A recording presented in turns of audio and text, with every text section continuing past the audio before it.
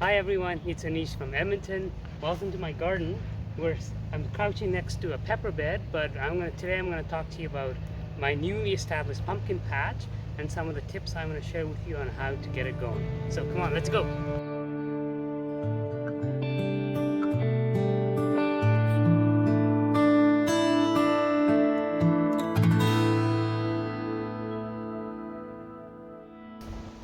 So here we are at the pumpkin patch. So this was all lawn before, just weed infested lawn. And so I couldn't put just pumpkin seeds into the ground and expect a patch. So the first thing I did is I dug out the lawn I dug about a foot in, and so this is a 16 feet by 6 feet area. So I dug all the lawn out, hauled all the material away, and I put in cardboard. Now you can get the cardboard in a liquor store. Make sure you take all the plastics and the staples out, and you lay the cardboard down first, and you wet it a little bit just so they soften a bit. And then I brought in dirt, just regular garden dirt, and mixed it in with this 3-in-1, compost and humus and other garden material. And you can follow the package directions to mix the thing in. So once I got my bed prepped, the second question I faced was what kind of pumpkin to grow. So Edmonton doesn't have a lot of growing season. For example, we had snow in third week of May, and we already had a first advisory warning in early September. So I wanted a pumpkin that was small enough, but still able to grow to pretty much its full ripeness. So I picked a sugar pumpkin. So they're about yay big, and also because they have about 100 days growing cycle. So the patch you see here is about 100 days old. So once I selected the seed, the next decision I made, and I should have done this a little differently, was I should have put in a watering system in the bottom. You can either get a soaker hose or a drip hose, and the reason for that is it turns out pumpkins don't really like overhead watering all that much. They prefer their leaves to be dry. And so I should have put the watering thing through in, and we'll talk about a consequence of overhead watering in a minute. So once I got that going, the other mistake that I made is I should have planted, you see these, this is nasturtium plant, this is a marigold plant. These are great to deter pests and insects in your garden. But because I planted them about the same time as the pumpkin, or even a little after, as you can see, the pumpkin leaves basically overwhelmed these pest deterrent plants, and I didn't get very much crop. Fortunately, I was able to keep on top of weeding and pest control in other ways that I was able to not have a lot of pests in my pumpkin patch. The other thing I wish I'd done differently was, you see these leaves here? These are scarlet runner beans.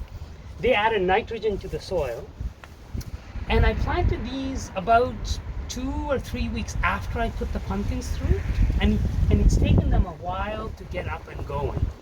So the idea about planting beans are they put nitrogen back in the soil. So without, because they didn't have a lot of head start, they are not as up high as I had wanted them to be. And I was hoping to have some beans by now, but that hasn't happened. So hopefully the warmer weather still holds for a few more weeks, and I can get a crop of beans as well.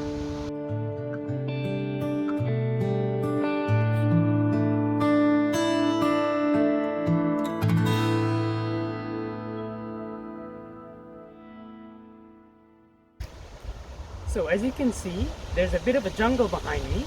I let the patch grow out, partially because I was away for about 4 weeks in August when things were really growing.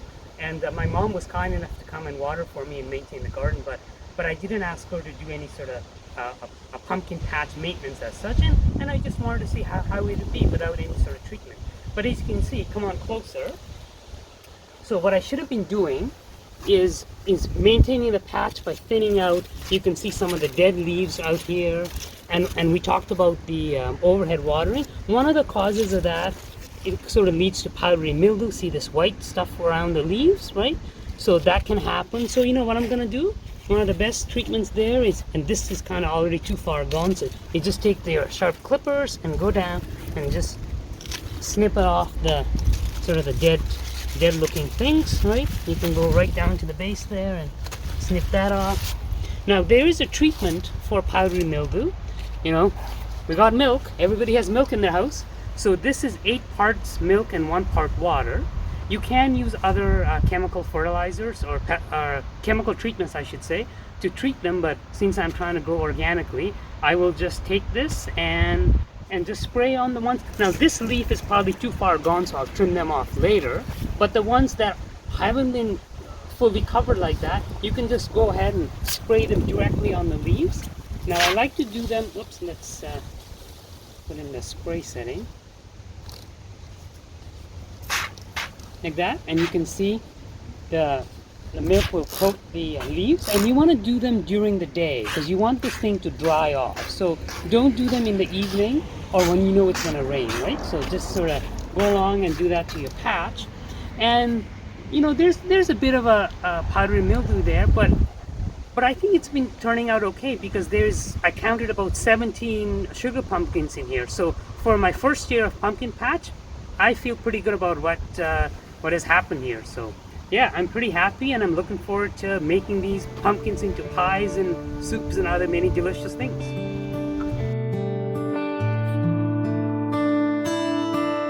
So this is a nice white one.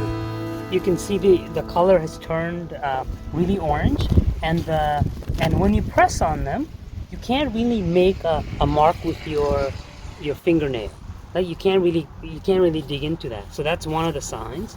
The other sign is the stem here is really dark green, and you also sort of tap on that and it sounds a bit hollow, right? So this sort of indicates that this pumpkin is good and ripe. Here's an example that's not ripe. So if you come over here, so this is a green pumpkin, and if you can see, I clipped my fingernails the other day, but you can see that when I press on it, there's actually a mark here, right? Oh, maybe I pressed a little too hard. So that means this is not ready. Here's another one that's kind of halfway through a little bit. I'll just put the, yeah, you can see the colors turning. If you were to pick this, it might even ripen in the sun, but since we still got, warm sun coming through for hopefully a few more weeks, I'll just let it ripen in the vine. So another tip on how to look after your pumpkin plant. So you'll notice that at the bottoms here, I have placed little sticks and twigs so the pumpkin is resting on them. And the reason for that is when you're watering and the soil gets wet, you don't want your pumpkin skin, especially when they're young and they haven't formed the hard exterior yet, to be sitting in a moist soil, because there's a chance for bacteria and mildew and other things to grow. So I just usually put a couple of twigs there, and then so it's sort of lifted off the ground. So here we have a nice round ripe pumpkin, and I'm going to be cutting this off. And so the key thing to remember is the length of the stem.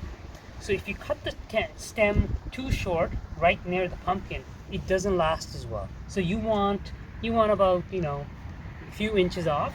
So what I'm gonna do is just take my sharp clippers here, and I just go like that, and I just lift. I can even cut away this other leaf that's up, and I'm just gonna go like that. Nice clean cut, and here's a beautiful ripe sugar pumpkin.